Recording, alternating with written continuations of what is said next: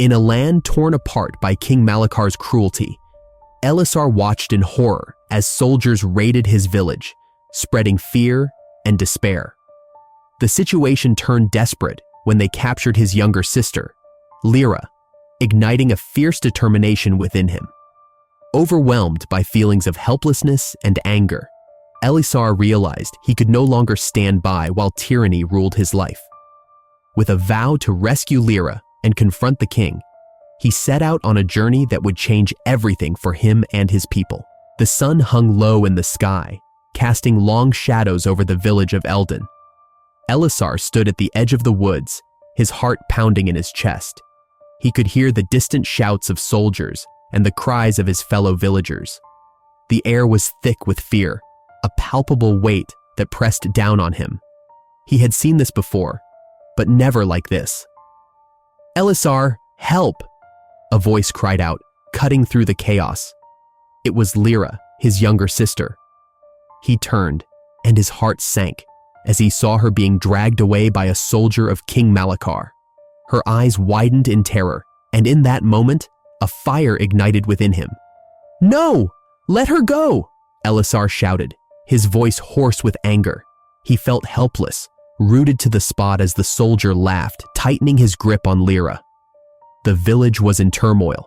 Homes were being ransacked, and the air was filled with the screams of those who could not escape. Elisar's fists clenched at his sides, trembling with rage. How could he stand by and watch as his sister was taken? Elisar's mind raced. He could hear the familiar voice of his father in his head, urging him to be brave, to protect his family. But bravery felt distant now, overshadowed by despair. "I can't just stand here," he whispered to himself, a swell of determination pushing through the fog of helplessness. He had always been the observer, the quiet boy who watched from the sidelines. Today, that must change. "Elisar!" Lyra's voice broke through his thoughts again, filled with panic. Each cry was a dagger to his heart. The soldier dragged her towards the line of armored men, their faces hidden behind cold helmets. Elisar's breath came quicker, and he knew he had to act. He took a step forward, then another, heart racing as he fought against the fear that threatened to hold him back. "Stop!" he shouted, his voice stronger now, carrying over the din of destruction. The soldier paused, turning slightly, a sneer spreading across his face. "What are you going to do about it, boy?" he taunted, tightening his grip on Lyra, who winced in pain. Elisar's hands shook as he searched for words, but they eluded him. "Let her go. She's just a child," he pleaded, desperation creeping into his voice. "Children make the best hostages," the soldier replied, his laughter chilling Elisar to the core. As the soldier pulled Lyra closer, Elisar felt a surge of rage that threatened to consume him. No more watching, no more silence. He couldn't allow this tyranny to continue. In that moment, a choice crystallized in his mind. He had to rescue Lyra. He had to confront the king who had brought this suffering upon them. "I will save you, Lyra," he vowed quietly, feeling the weight of his promise settle in his chest. "I will not let this go unpunished." As the chaos of the raid continued around him, Elisar felt a shift within himself. The fear that had once paralyzed him began to morph into something sharper, something more powerful: determination. He was no longer just a bystander. He was ready to rise against the brutality of Malakar and his soldiers. "Elisar, please." Lyra's voice trembled, pulling him back to the present.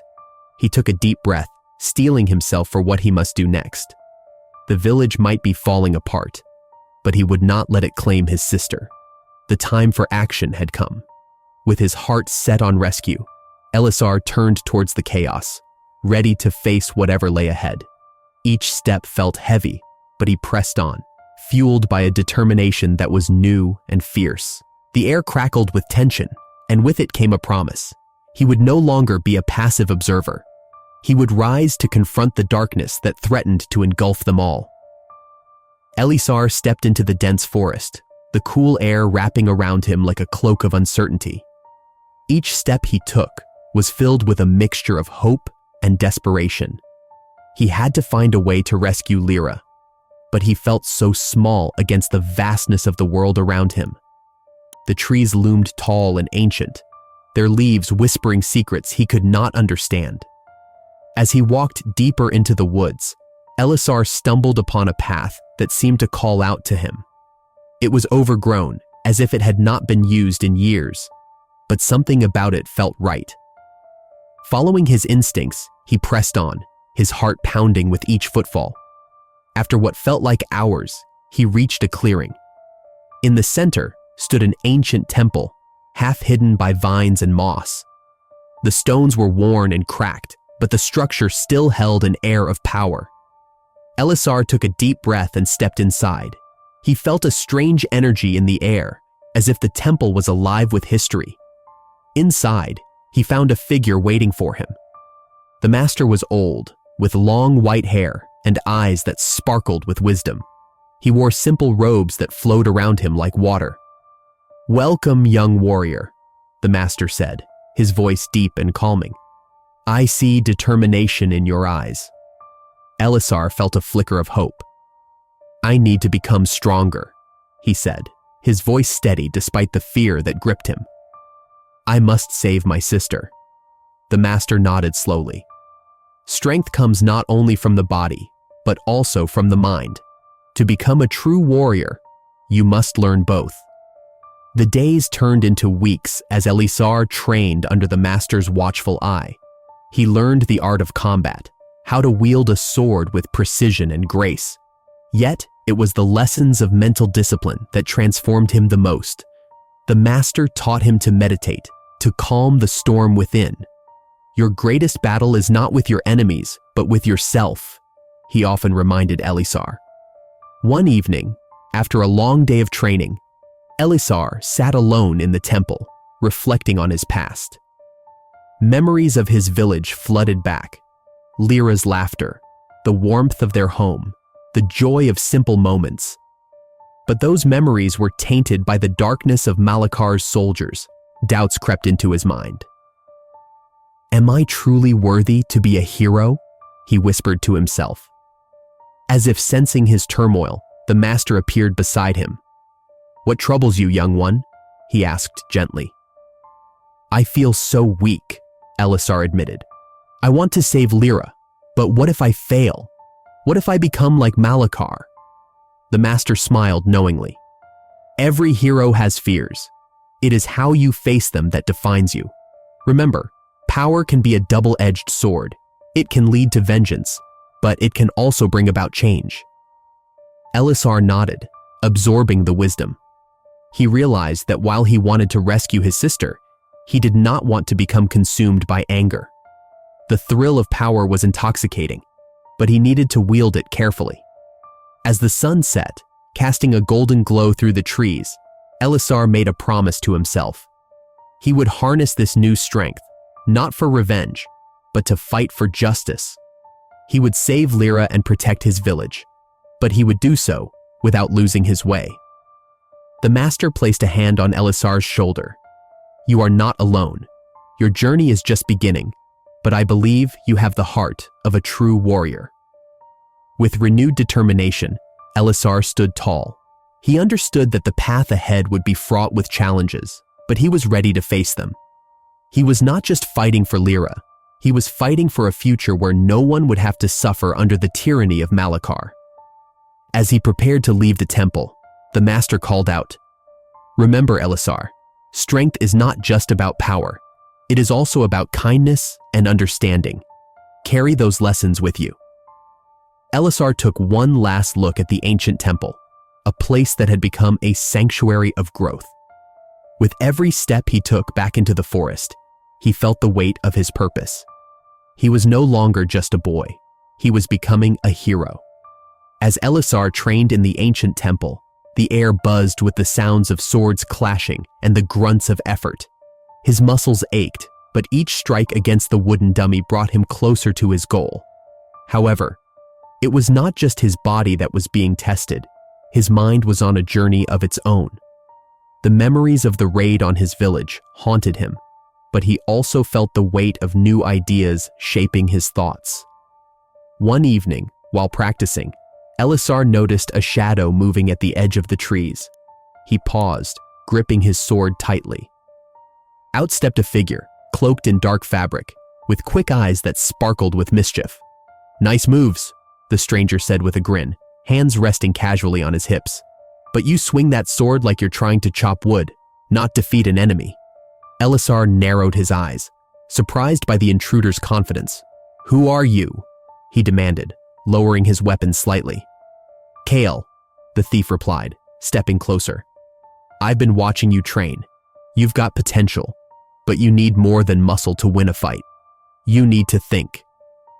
Elisar felt his chest tighten. "I don't need your advice, thief. I have a mission." "Which is?"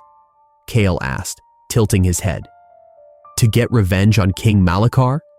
You think that will bring back your sister?" Elisar's heart raced. The mention of Lyra brought back a flood of emotions. "I have to save her. I can't just let him get away with what he did to my village." Kyle stepped closer, his voice softening. "And what if you get your revenge? What happens next? Will it bring your sister back? Will it make you feel whole again?"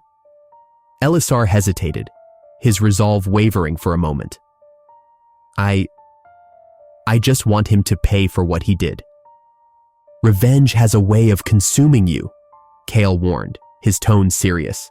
"You might find yourself lost in the darkness, just like Malakar."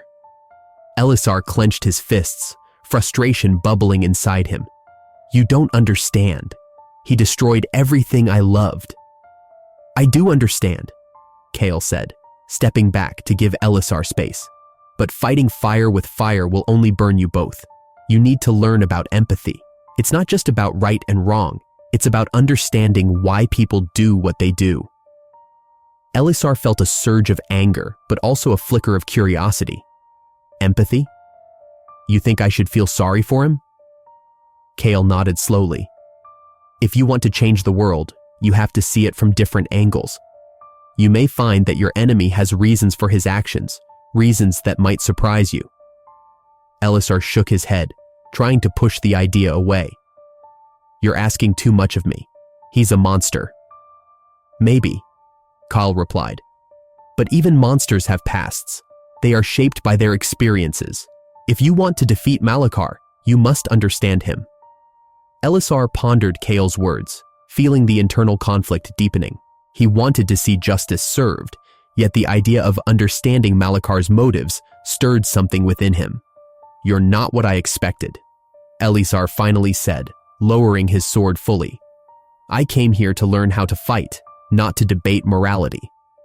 Kyle chuckled softly. "Fighting is only one part of the battle. The real fight is within yourself. Are you ready to face that?" Before Elisar could answer, a shout echoed through the trees, breaking the moment. A familiar voice called out, drawing them both back. It was one of the other trainees, breathless and wide-eyed. "Elisar! Kale! You need to come quickly! Something has happened!" Elisar's heart raced as he exchanged a quick glance with Kale. The seriousness of the situation was clear. They had to respond. "Let's go," Elisar said, his voice steady now, as he turned toward the sound. As they raced through the forest, Elisar's mind churned with Kale's words. The path before him was uncertain, filled with questions about his quest and the nature of vengeance. But one thing was clear. His journey was far from over, and the lessons he would learn would shape not only his destiny, but also the fate of those he loved. Elisar stood at the edge of the ancient forest, his heart pounding as he prepared for the confrontation with King Malakar. The weight of the truths he had uncovered pressed down on him like a heavy cloak. He could feel the tension in the air, a mix of fear and anticipation swirling around him. He took a deep breath, trying to steady himself. The secrets of Malakar's reign had been shocking. The king, once a man of promise, had turned to tyranny after suffering great loss. Elisar remembered the moments he had spent with Kyle, discussing what it meant to be a leader. "Sometimes," Kyle had said, The past shapes us in ways we do not understand. We can either let it break us or use it to grow. Elisar's mind raced back to those words as he thought of Malachar. The king's cruelty had caused so much pain, yet Elisar now saw a glimmer of the man he might have been. Elisar clenched his fists, wrestling with the confusion in his heart. What if the king is not just a monster? He whispered to himself. What if he is a man shaped by tragedy?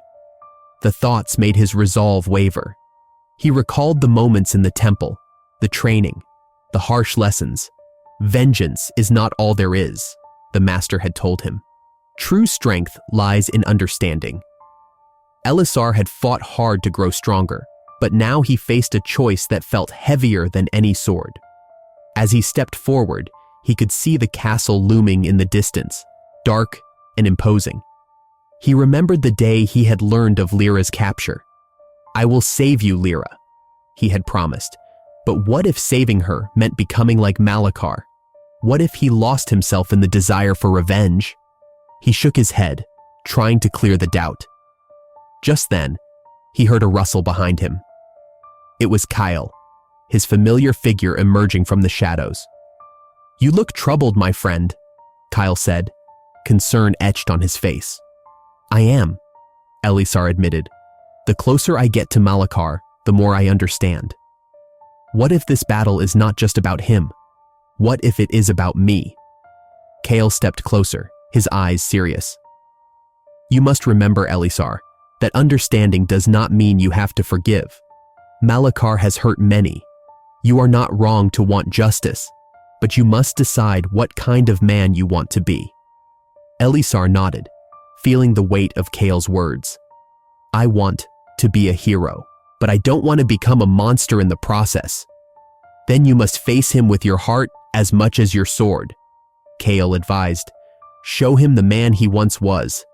Perhaps there is a chance for both of you." Elisar took a moment to ponder Kale's wisdom. The thought of confronting Malachar now felt different. It was not just about vengeance, but about understanding. "But what if he does not want to be saved?" Elisar asked. "Then you will have to be ready," Kale replied. "Ready to fight, but also ready to listen." With renewed determination, Elisar started his walk toward the castle. Each step felt like a march towards destiny, and the shadows of his fears began to fade. He felt lighter, as if the burden of his anger was slowly lifting. As he approached the castle gates, he could see the guards moving about, unaware of the storm that was brewing within him. He paused, taking a deep breath, and whispered, "I will not let my past dictate my future. I will confront Malachar, not as a vengeful warrior, but as a man seeking truth." Kyle stood beside him, a silent support. "Whatever happens next, know that you are not alone," he said softly. "We will face this together." Elisar nodded, feeling the bond of friendship strengthen his resolve. He stepped forward, ready to face the king who had caused so much pain, yet also a man who had suffered deeply. The castle loomed ahead, and with it, the promise of answers and the weight of a choice that could change everything. Elisar stood at the edge of the grand hall, the air heavy with tension. The dark stone walls loomed around him, and the flickering torches cast shadows that danced like ghosts. His heart raced as he prepared to face King Malachar. Today was not just a fight for his sister, but a fight for the very soul of his village. As he stepped forward, Malachar's cold gaze met his. The king sat on his throne, a figure of authority draped in rich, dark robes. "So, the little boy has come to challenge me," Malachar sneered, a twisted smile on his lips. "What do you hope to achieve, Elisar?" Gathering his courage, Elisar replied, "I want justice for my people. You have brought nothing but pain and suffering. This ends today." His voice trembled, but he stood firm, fists clenched at his sides. Malachar rose, the throne creaking under his weight. "Justice? You think you can bring justice with a sword? You are naive," You do not understand the true nature of power." The king stepped down, the sound of his boots echoing in the hall.